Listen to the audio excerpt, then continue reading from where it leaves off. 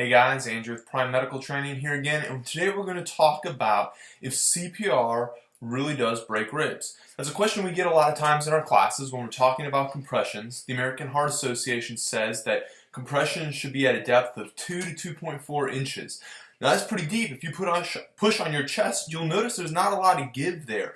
So when you're actually pushing 2 to 2.5 inches, there is some risk, or at least thoughts about potentially breaking ribs. So let me kind of break it down for you guys. First of all, when we say breaking ribs, that's not exactly accurate. You have your sternum here in the center of your chest, and then your ribs, the top ribs, attached to the sternum.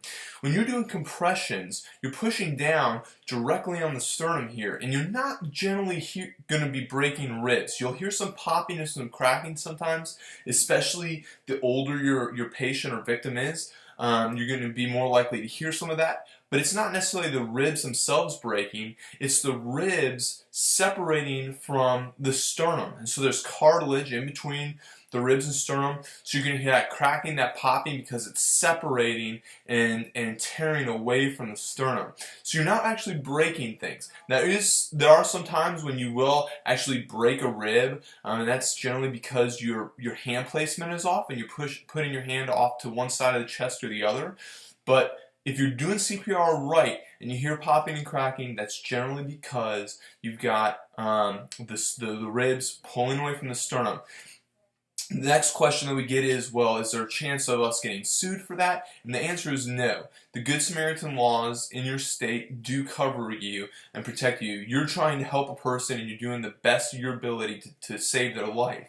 And you're not going to be held accountable for that that breaking and cracking of the ribs, or in this case, separation of the ribs from the sternum.